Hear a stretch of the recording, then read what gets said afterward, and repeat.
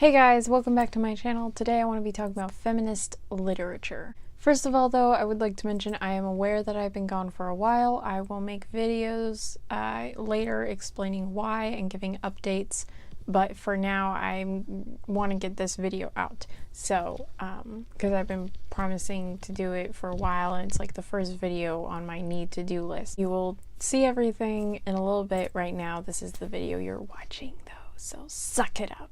I recently read a whole bunch of books that are considered feminist literature. I read The Beauty Myth by Naomi Wolf, We Should All Be Feminists by Chimamanda Ngozi Adichie, Here We Are by Kelly Jensen, and a whole other list of authors, and a few other books as well. The reason I wanted to read these books is because I've always been interested in feminism and like what it is. I mean, I know what it is. Feminism gave women the right to vote and have jobs. The goal is to show people that women are equal to men. And this was really important to me when I was growing up. I was like, when I was a little child, I was like, I'm a feminist. And I didn't really know what it meant.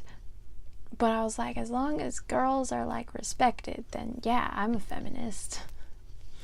But obviously feminism looks different now than it did years ago, because now we have the right to vote and the right to have jobs, and we're seen as equal to men for the most part. So I wanted to read a bunch of feminist literature from the point of view of decades ago, which is why I read The Feminine Mystique. That's the other one I read. I read The Feminine Mystique, which was from decades ago, from another time of feminism, and I read some history up on feminism to kind of see where it all started and watched some videos, and then I read some modern feminist literature and really found out what feminism is now. So right now I want to get into a vague history of feminism, just a brief thing to in case you guys don't know what it is, because it is very important to my opinions, which I will get into later. The idea of feminism started back, I think it was in the 1830s, and women who were feminists had the idea that they wanted to vote and they wanted to abolish slavery, and there were a few other issues of women that they wanted to address. Giving the women the right to vote and retain property were two main things. Just a random thing that I like. They had the goal to abolish slavery, which wasn't purely a women's issue. Obviously there were black women who were enslaved, but it wasn't just for the women. They were like, dude, we're all equal. These slaves need to be freed too. So anyways, just a random thing that I like. It's not, they weren't necessarily just solely about women and ignored all the other problems of the world. They were like, we have these problems. We also have these problems. Let's fix them both. So anyways, it wasn't until about the early 1900s. I don't remember the exact year. I should probably know the exact year, but somewhere in the between 1910 and 1920, I think, is when women got the right to vote. This is called the first wave of feminism. Women fought for the right to vote and to retain property. Now we jump over to the 1940s, 50s, 60s. This is the second wave of feminism, where they fight for women's equal rights in the workplace, and also to fight against the stereotype of the housewife. A lot of women were left at home with no purpose, and they felt like they were being slowly crushed. So the second wave of feminism rose up in response to that and fought for our right in the workplace, right to equal pay, had some reproductive rights issues, things like that. And then another very important part of the feminist movement that kind of preceded the second wave of feminism but wasn't actually part of it was the sexual revolution in the 70s and 80s, because that had a lot to do with women's reproductive rights. Then the third wave of feminism came in the 1990s to present day. Third wave feminists fight for reproductive rights, which is often done by fighting for the right to abortion for all. They've also introduced the idea of intersectional feminism, which is the idea that we need to be supporting all women of every race and sexuality. There are also a bunch of other things that third wave feminism has focused on. For example, rape culture, pornography, the beauty myth, all that kind of stuff. But they're just smaller parts of it. Those two things I mentioned before are really where the things that set the third wave feminism apart from the two other waves. Now, this is the part of the video where I'm going to get into my opinions. If this is going to trigger you in any way, where you're going to leave bad comments and stuff, please get off. I don't want to deal with you. After reading all of this feminist literature, I have realized that I do not want to be considered a feminist, or at least a modern day feminist. The movement in the first wave feminism and second wave feminism, I do think is completely legitimate. In fact, I think a lot of the things that third wave feminism addresses is pretty much legitimate. I don't like the way they go about it though, and a few of the things go completely against my core beliefs as a Christian. And feminism now is almost like you have to be a liberal or a Democrat or you're not a feminist. If you're like a Christian or Republican, then you must be a weak woman. You're letting the patriarchy take control of you, which I'm not. I like to think that I don't let men trample over me, that if I found out that a man was being paid more than I was, that I would go talk to my boss about it. That'd be really stupid. I wouldn't even, I don't have a risk of that right now. The job that I have is with a bunch of women, so women predominate like the place that I work at. And I don't know why, honestly. It's not like a stereotypical female job, but One of the main reasons that I cannot support third wave feminism is that it supports abortion.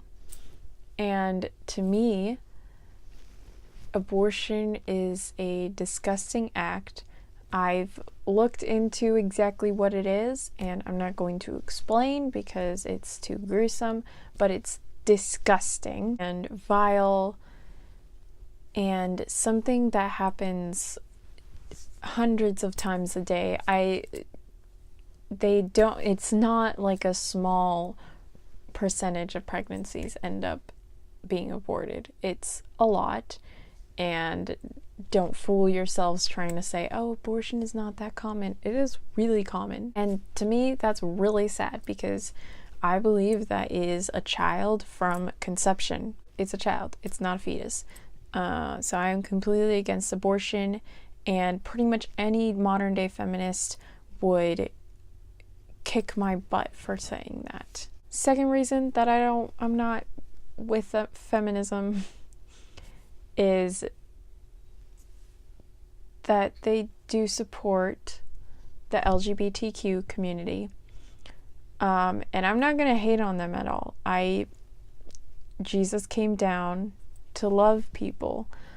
But his love looks a lot different than other people's love. Other people tend to like fantasize and like romanticize and like it's okay, everything's okay, when really like you need some tough love. Love isn't necessarily always nice.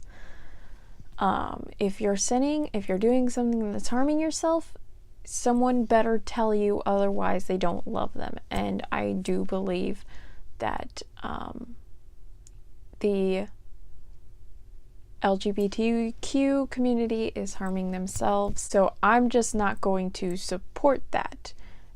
God made us in his image a certain way, and they completely go against that. I think it's a really sad thing when you manipulate yourself from your true self.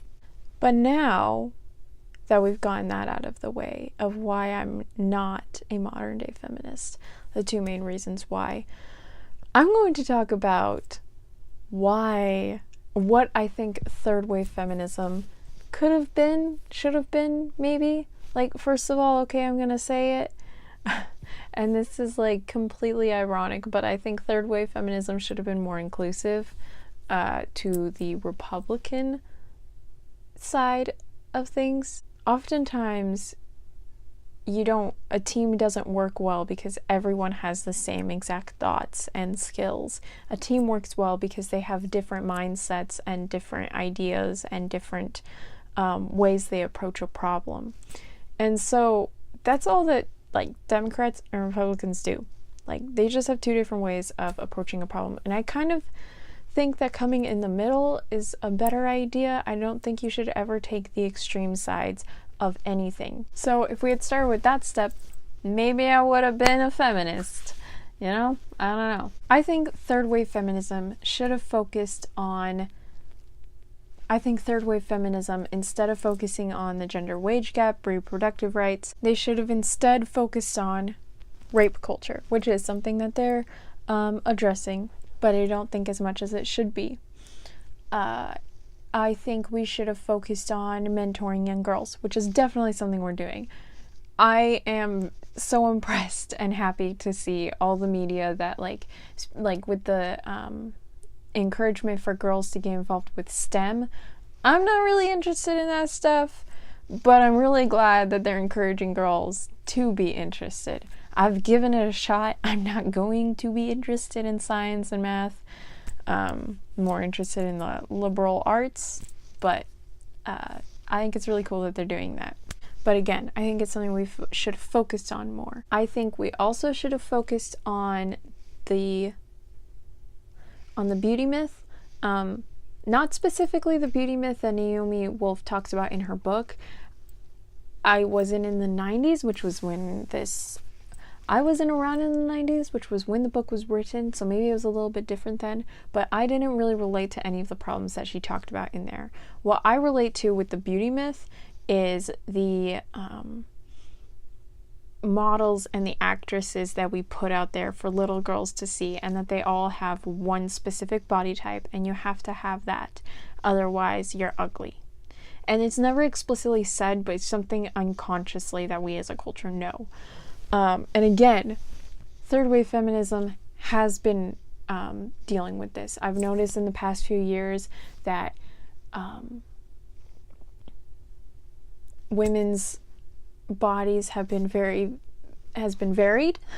And no, it is something that third wave feminism has been doing. I've seen a difference from like as a little girl who grew up in the early 2000s to a teenager, almost adult in 2019. And I can tell there's a difference from the movies I watched then and the movies that are now. Another thing that I really wish we had focused on, and again, we did, but it was something that really bugged me when I was younger, was the representation of girls in movies. Either girls were portrayed as these prissy queen bees in movies and books, or they had the stereotype of a girl who just didn't do a whole lot, and she just kind of was the stereotypical damsel in distress. Or she was a kick-butt girl who had no feelings and was stronger than all the guys. She could beat them up. She was so cool. She has a deep, dark past. That was something I saw a lot when I was younger, and I can tell you how it affected me growing up. Because whether you want to talk about it or not, TV, movies have become a huge influence in children's lives. Like, as much as what parents say, what movies say, is going to affect you just as much. And the representation of girls in movies in the early 2000s sucked so much. It just did.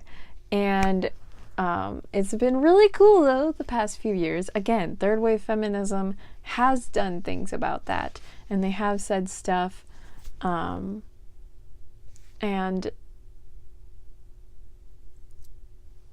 the representation of women in movies have gotten a lot better, and I feel like I'm seeing a lot more real humans instead of sexualized beings. I'm particularly thinking of Marvel right now and superhero movies, just because I I watch a lot of superhero movies. Finally, another big issue that I think should have been addressed and wasn't, and still is not very much.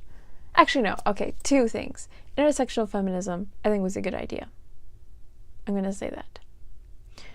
I think we also should have adopted the idea of international feminism, which is women going throughout the world into probably most dominantly third world countries and helping the women there to gain skills and power and to help them gain the rights that they deserve, that they should have. And it's not some government thing that we could have done.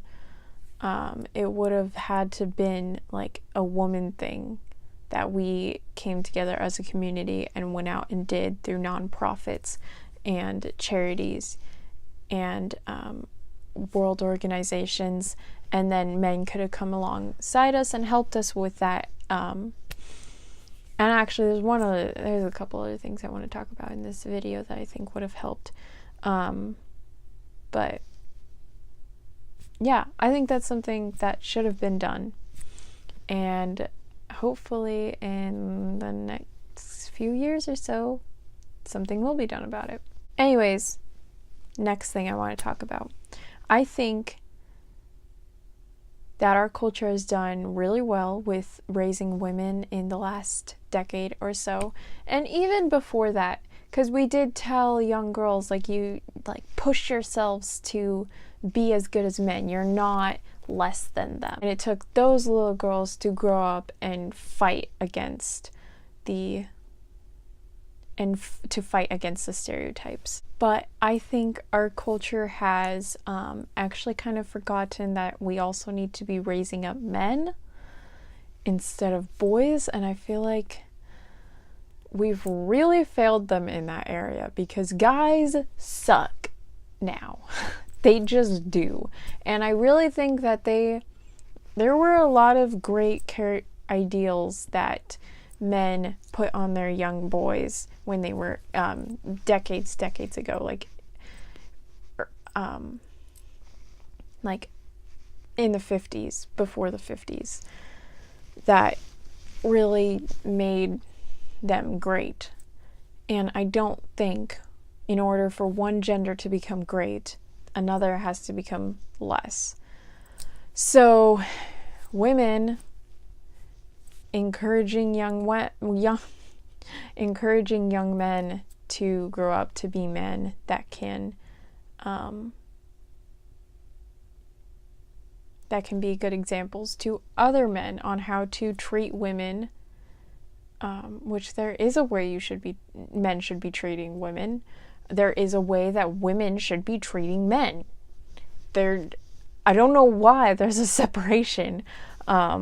And I'm going to get more into that in a minute. But I think that's something else that we could have been doing better, which I have noticed some more programs for young boys to be trained up, which is cool. But I think those programs are also mainly in the church, which the church is somewhere that women are not being trained as well in. I know because I grew up in the church. Now I'm going to talk about some common myths in the Bible about how women are supposed to be that aren't actually true, and some churches still play into those myths and stereotypes and say that women are sinning if they're not those, which is not true. But also there are plenty of churches, and I feel like I go to one that really does value women and realizes that they don't have to be stay-at-home moms that homeschool their children, that is just like this lovey-dovey homemaker and always happy and supports her husband and just does exactly what he says. That's stupid. Anyways, the first myth is the Proverbs 31 women. This is actually one that a lot of people get wrong. A lot of churches even get wrong. I still have to look into it myself, okay? Don't take my word for it. Look into this yourself before you take my word. But I've been looking into it. And the Proverbs 31 woman is all about like it's talking about what a wife should be, and she's going long distances to find bargains, and she's only buying the best, and her husband's friends like see that she's a wonderful wife, and she's praised in her community.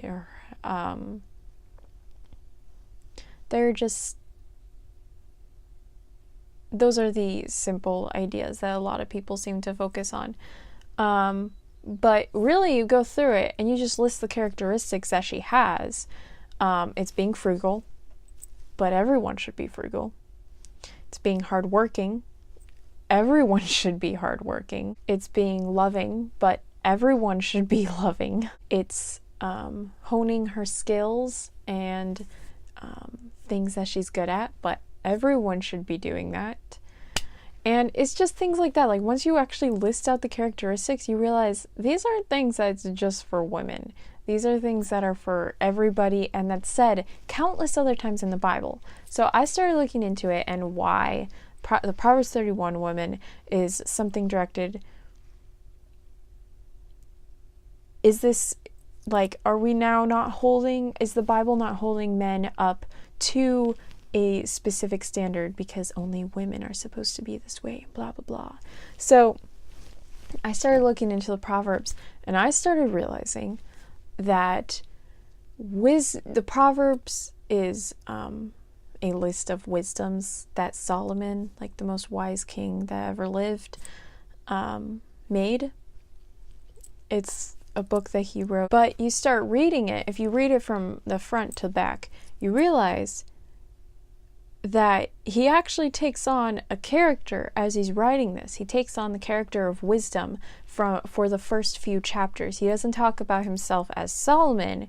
He talks about this character, wisdom, and he paints this picture of wisdom being a woman, which is interesting just because, like, I think it was more of something like, it's easier for us to see wisdom as maybe an image instead of a concept, because you look at some things in there, wisdom is not as black and white as some people may think.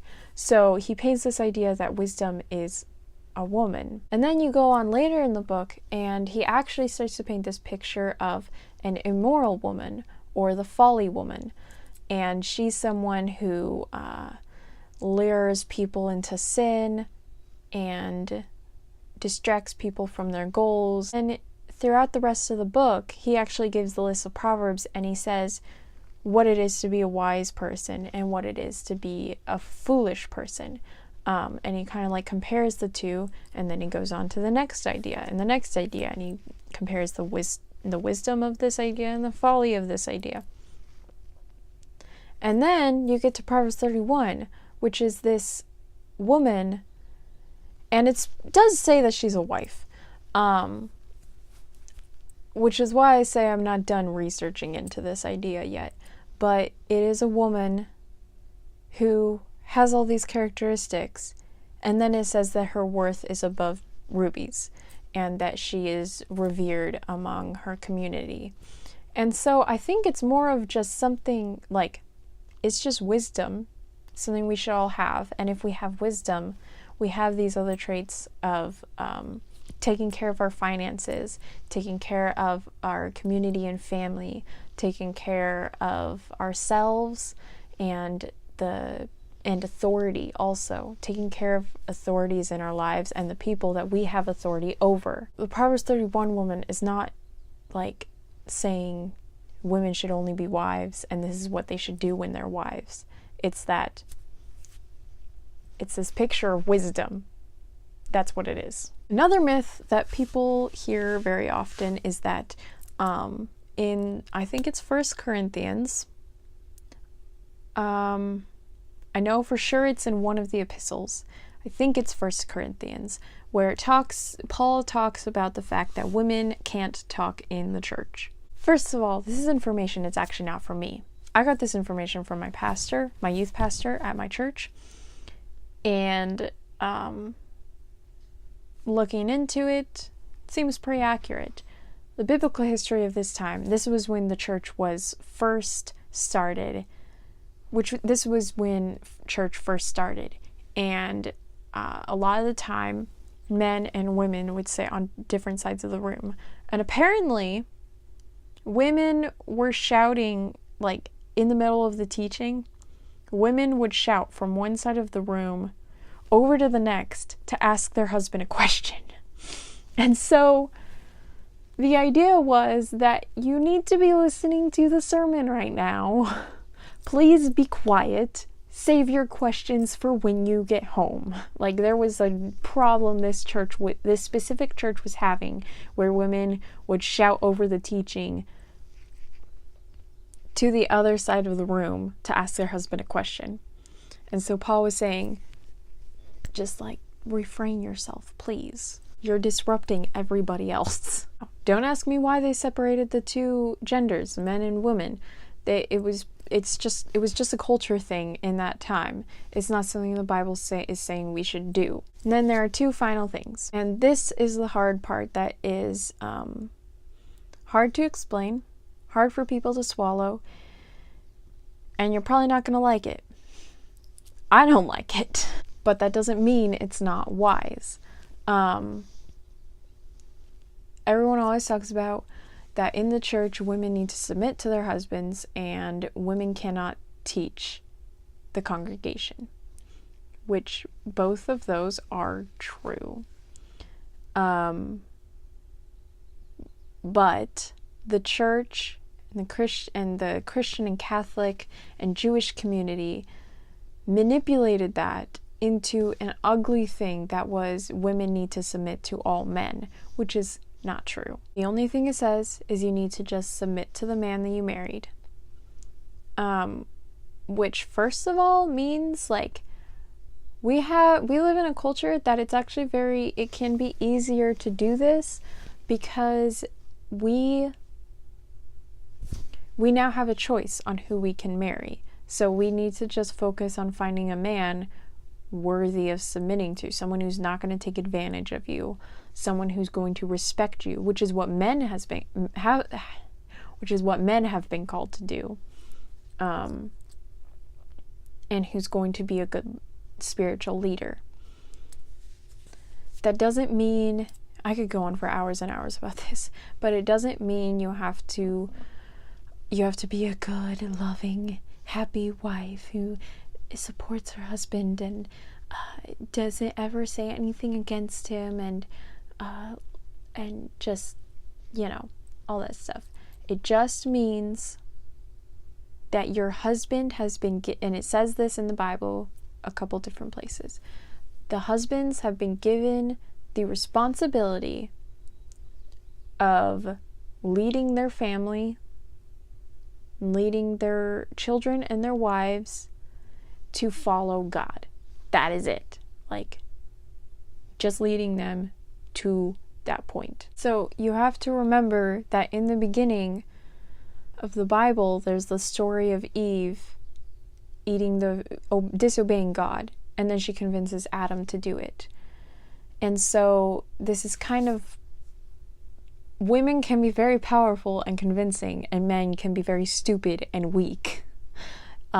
So it's putting that ideal on the man of, you need to be the one to make sure that you're not sinning, that your family's not sinning, and actually when you die and stand in front of God, you are judged. A man is not only judged for his sins, but he is judged for the sins of his wife and the sins of his children. He has a lot of responsibility put on him. And so it's like, it's being a leader, and the leader is going to make the decisions. But the leader, if they're a good one, is going to respect all of their co-workers in a job setting, which means they're going to respect their entire family and their opinions. I am the oldest of 5 girls in my family, which means my dad is alone. My dad is the only guy in my family, and I love my dad so much.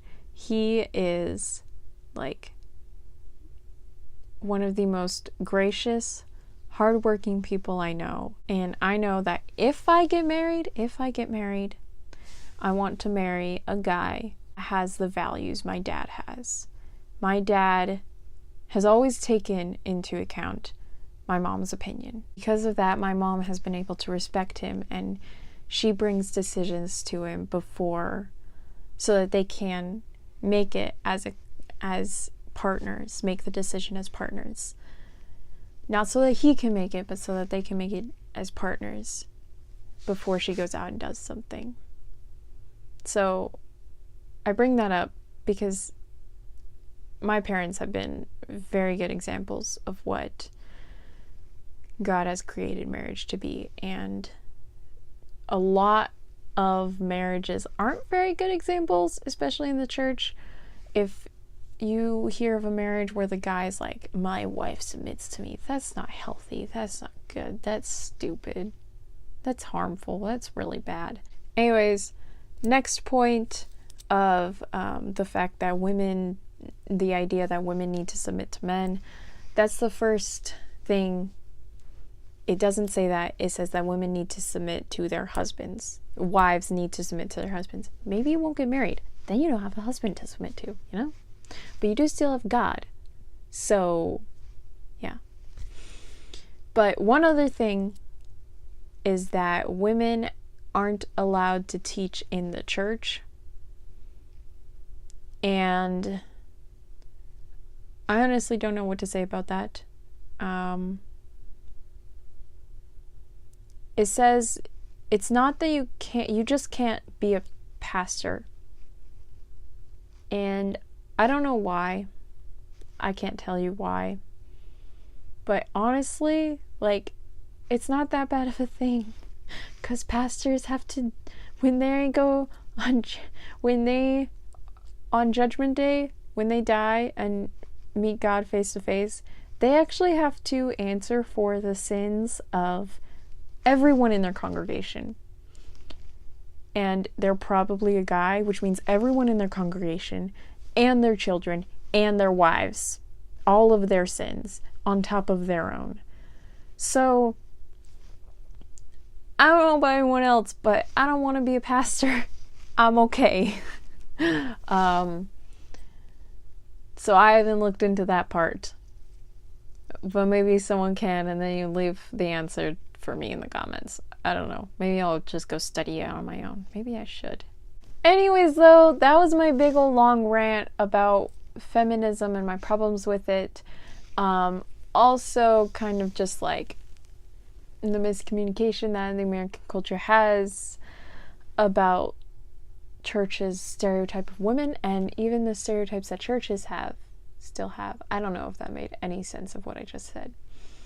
Basically, I just wanted to talk about women's issues for a little bit because I find them fascinating because, well, I mean, they are my issues, so I need to talk about them. I'm gonna talk about them. But anyways, yeah.